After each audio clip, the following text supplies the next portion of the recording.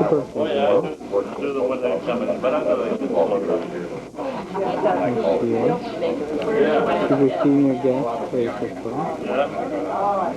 Nice marriage. Yes. Well, You were home, yeah, right outside supper.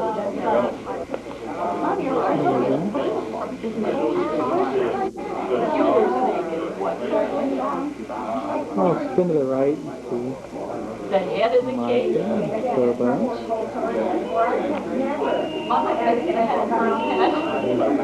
Oh, Eric.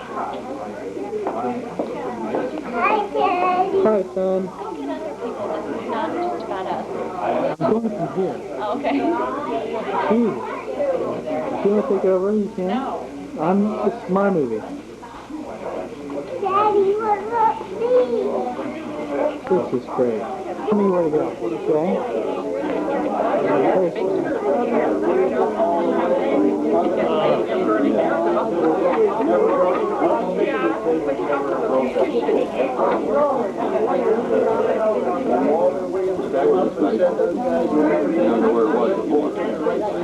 Right? Oh yeah. Now pull it up with the old star or whatever it was, that old car that Willie's nice. There was another old car.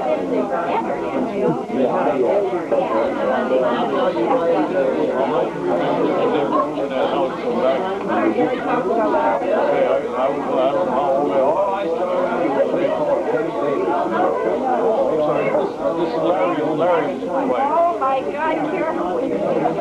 I'm sorry, you're not here. You don't remember, huh? It's been a while. hi. I'm sorry. Larry, I thought there she is with all the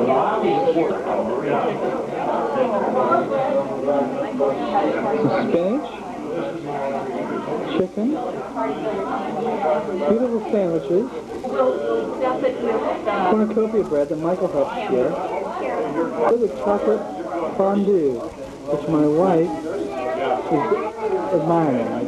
Look at it. Beautiful. Creating, honey, not just Creating. admiring. It's a beautiful spread, I must say. And back to kitchen. Because of the mine area over there, and it went on to say, well, how long did it take to wash the bulb and then after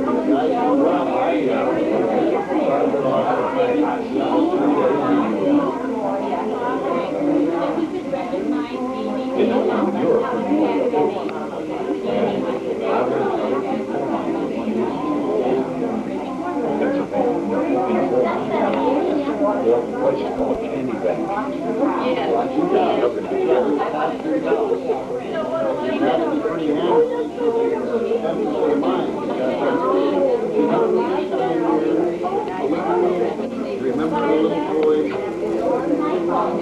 Well, the old Liberty Bell Hotel. And then the next house that would be over. And that's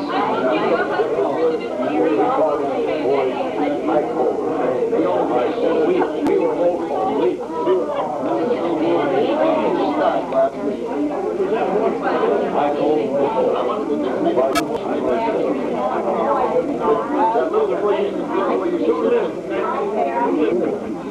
Can you believe it?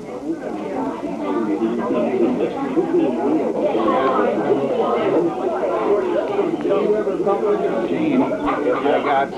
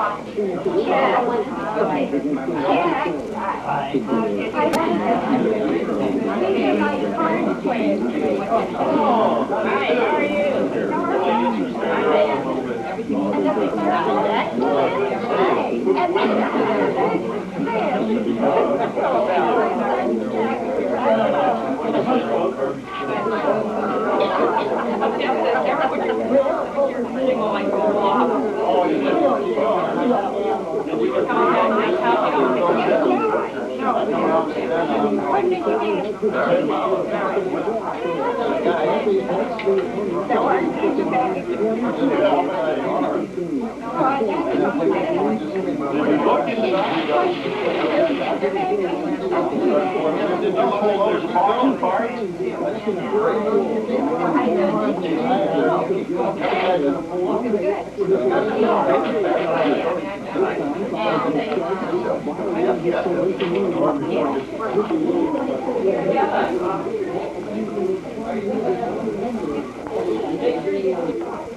Back in 47, and a few years before that, but I couldn't find the real ones that I was looking for, but I think maybe Aunt Mary remembers this one. But this was in May the 8th of 1947. This was a little local newspaper that was published, and whenever you went to town, everybody had to tell, you know, so-and-so went to visit the town. It was like 2 miles away, but there was no other transportation, but you made your way. It said the Three Musketeers, Sue Kokosko, Mary Hensel, and Mary Petrovich were busy shoppers at Phillipsburg all day on Monday.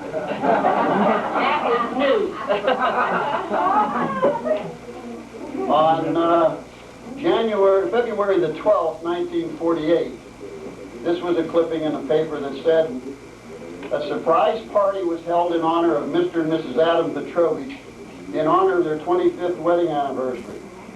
6 couples walked into their home last Saturday evening on February the 7th, just as the celebrants were putting on their coats to leave for the dance at the town club hall. Refreshments were brought in, and the middle-aged couple were presented.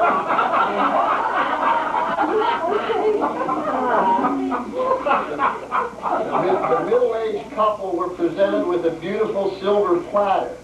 The guests departed, wishing the Petroviches many more years of happy married life. And then they went to the dance. Who took care of us? You were old enough to take care of yourself.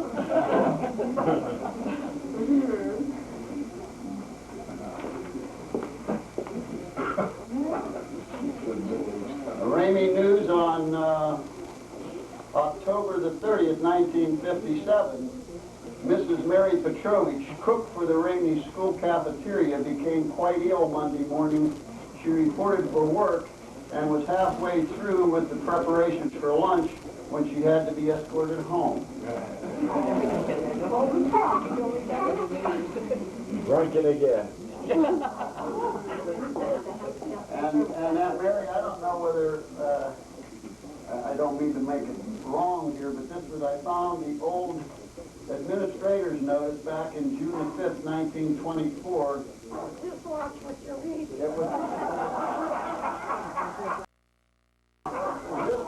This was when your name was spelled Petrovich, because Uncle Abe was the administrator for the estate of Michael Sisella, and that was the clipping in 1924. This is a little bigger one. You can keep a little bigger one. And I wanted to find this little newspaper produced when someone was born, when someone was married, when someone passed away. That was generally first page news. But ironically, Vina sent me the dates of their births, and they just happen to be the ones of the years that I don't have. So I couldn't find those births and that thing there, but I assure you that I will find them, and I'll get Aunt Mary copies of them, because I know I bought these books at an auction, and I know where most of them went to. They got separated. But when I do, Aunt Mary, I'll get those the births of each one of the kids. And I'm going to make a promise. We'll find them someplace, and I'll see that you get them. So really and truly, I didn't find any of the things that I really wanted to do. That was just a couple of little things.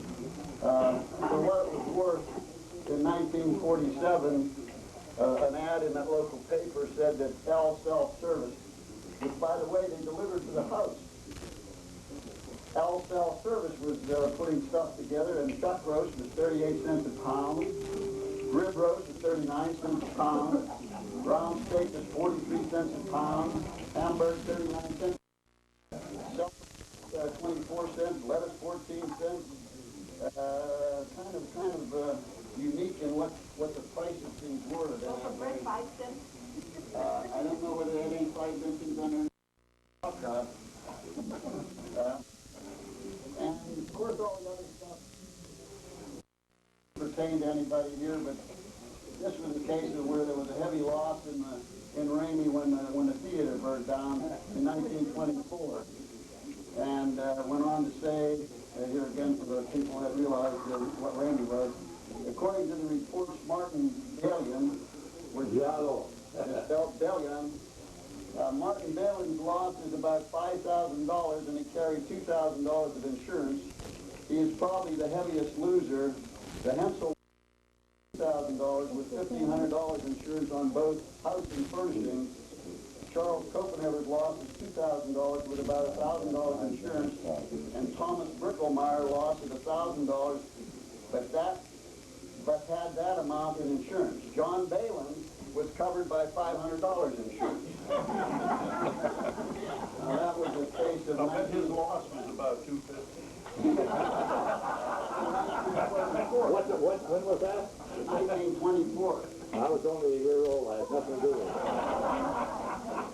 And this one I think I shared with Aunt Mary before, but it was the local church that she used to go to back in Huntsville on August the 13th, 1936, when fire sweeps the Sacred Heart Church and the entire church was burnt down and struck by lightning. That I remember. 1936. I know where I was. August 13th, 1936. And then this was an article for people who were back in that area of Huntsville will recall the name of Father House, Father Anthony House. He married you. He married my mother. He married everybody that went to the church accordingly, and everybody. But this guy was quite a politician, and I speak of this. There's an article of his death here, and this was on Thursday, May the 30th, 1935. And when I say that the pallbearers, how popular he was the judge of the county, was the commissioner of the county, not Catholic, by the way, either. And honorary guards, there was over 40 people, and they actually took the body from the church, paraded down McAteer Street, went through Main Street, and up over the hill of Brisbane to the cemetery where there's a monument to this day done by that. And that was Father Hunt's funeral. I went to my first confession with him. God, boy. You know where? Oh, hey. In the Squawbuck Hall. Oh, that's right. You did tell me about that. The Squawbuck Hall, because They had the stage there, and they had the scenery, the wings, and he was on one side of the wing, and the pennant was on the other side. And I run home from there. I'll never forget. I run home with both ears. So I couldn't hear no dirty words. And why don't you just continue that? Because you told me a little bit further that whenever you went home, what did you do? Because you I went to bed. Yeah. Yeah, and But didn't you say something else to me that you stayed in there and your dad wanted to know why you were so quiet or something? You told me something else about that. Try to rub your memory. Well, I probably told him I didn't want to hear any cussing. So, well, anyway, that's unfortunately that's the only things that I have. But I'm going to get out there some more of those things. I do have a couple of old 1929 and 1924 books in the car. If any of the Monday girls especially want to look at some old history, I have it in the car. And I do have a couple of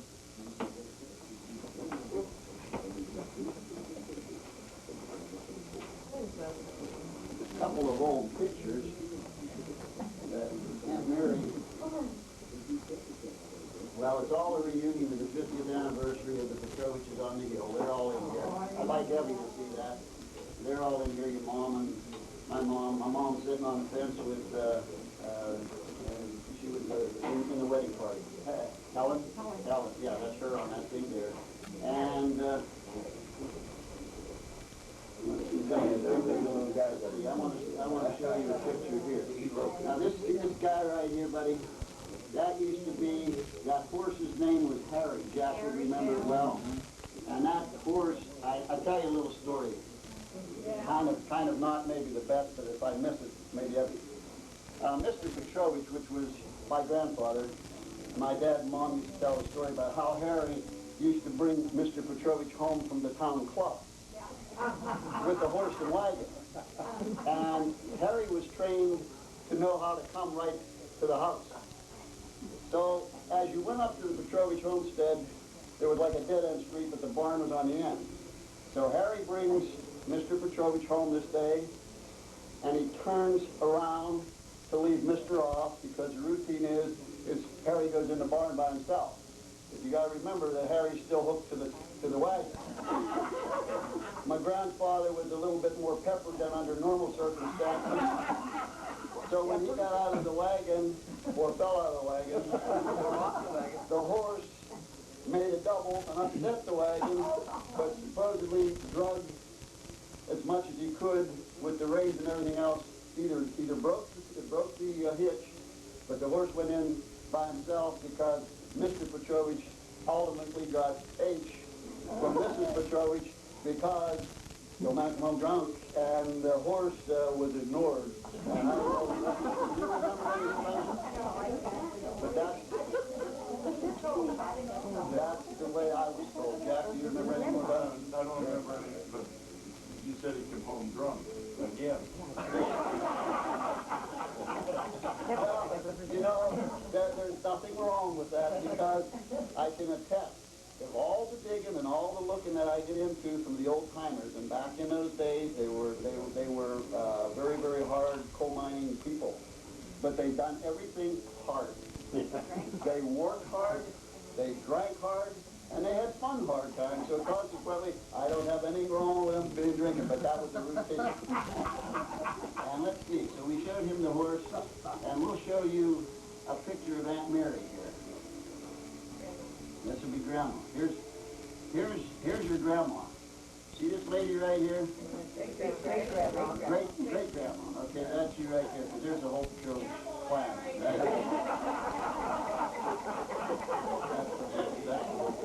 You can look at these at your leisure here. What happens, okay? Anyway, I didn't want to take the show, but I just wanted to have her look at some of those things.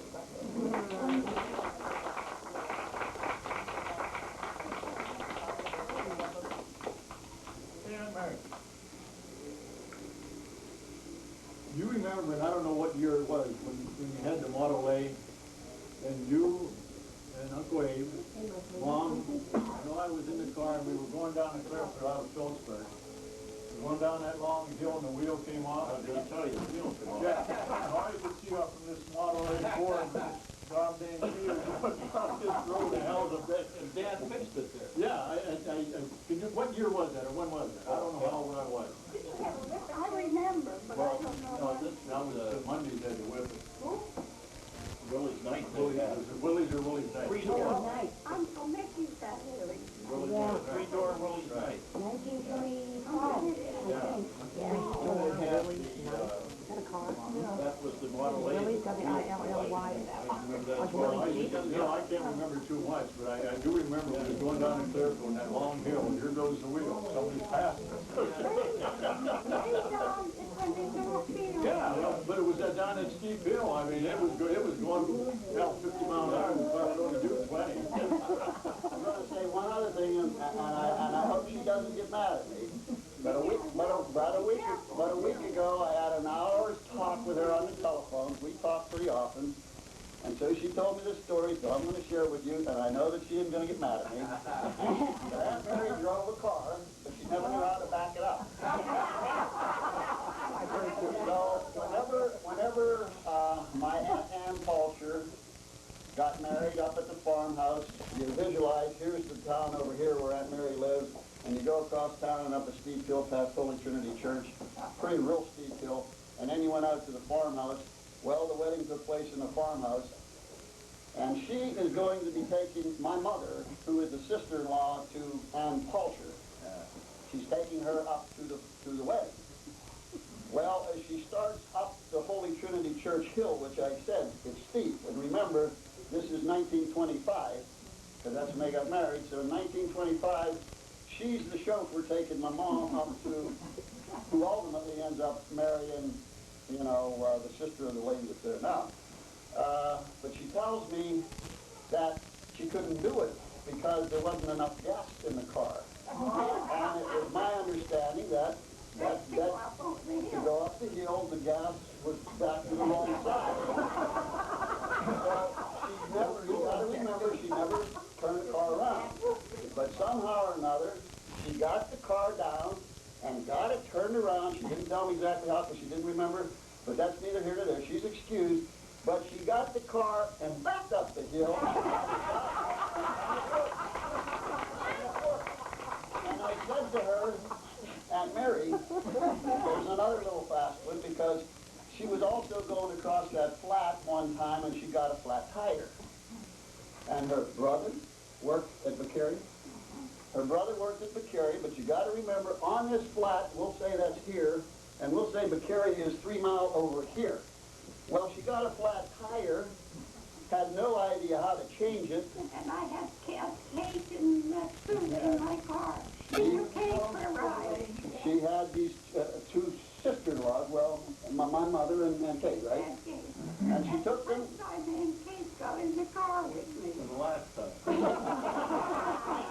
She took them across this way, she got a flat tire.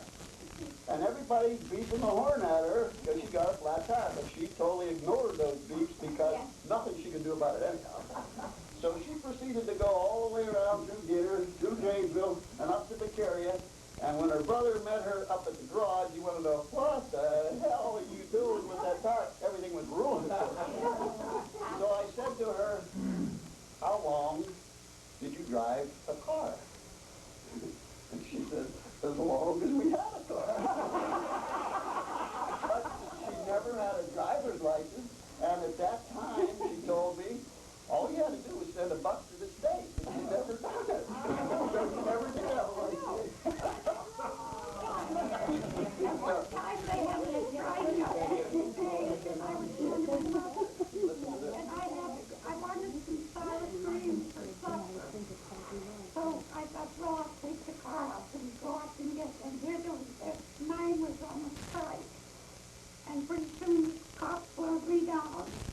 And I said, he picked him over and he said, you can't go up here. I said, but I have to. I need some stuff for my supper. So he says, oh, where are you going? I said, up to my mother's. Okay, go ahead. Well, I was scared to death after coming back because I have to pass them again.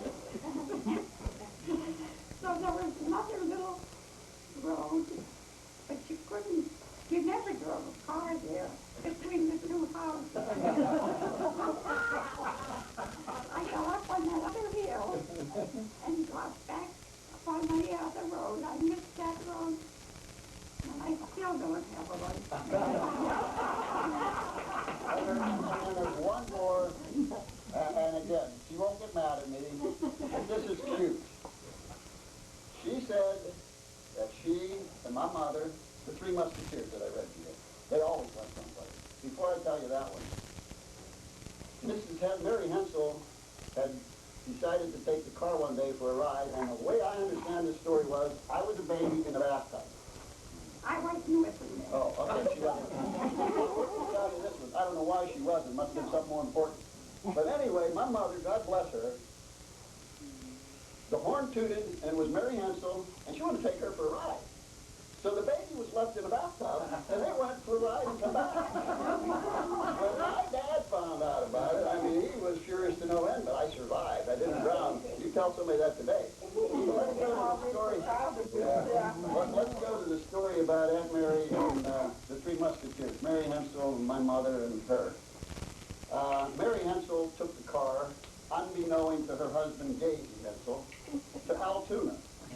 And they went to Altoona, and somehow or another, Mary got stopped by the police, and she had to produce the owner's card, which she did, but it wasn't signed by George Hensel. So we gave them 24 hours to get back with the signed paper. So the 3 of them are coming back, and they're scared to death because you got to remember the coal miner Daisy Hensel is at work, and it's almost like, geez, you don't go down Altoona, that's 40 miles away. So they did this without him knowing, and old Frosty over here comes up with the idea, Mary, all you have to do is you take the owner's card and you set it on a table and tell Gazy that you were going through, you know, you were getting ready to wash some clothes and you found it in his pants, so just put it on the table and tell him to sign it. So Mary Ansel did that, and Daisy signed it, and the next day, the Three Musketeers went back to Altoona with the signed thing, and were forgiven by the police, and to this day, Daisy hasn't done so what the hell it is. And that was the brainstorm of that marriage. That's all I'll say, okay?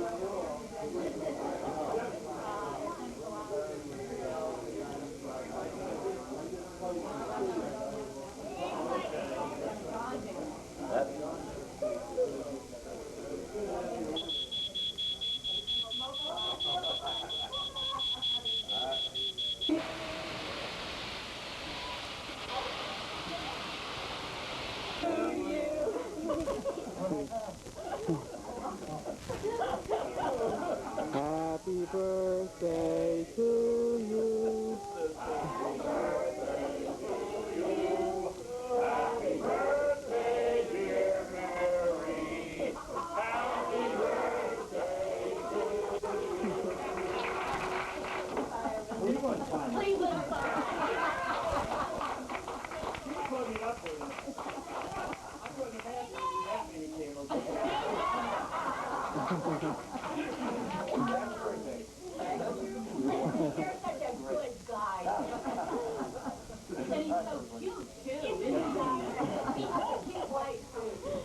Wait, that's not all that comes with this.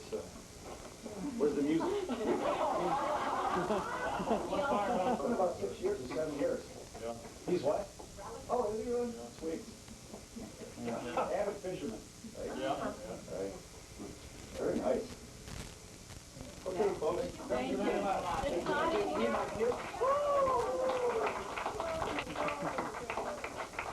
Boy, look at the schedule. You have time to check this thing.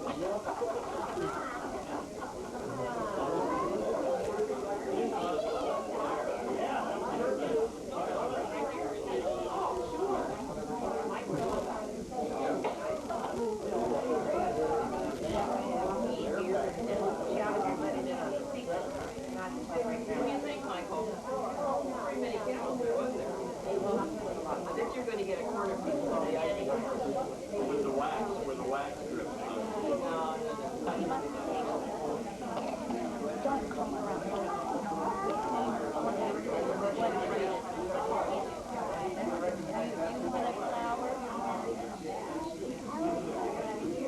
I can't hear you.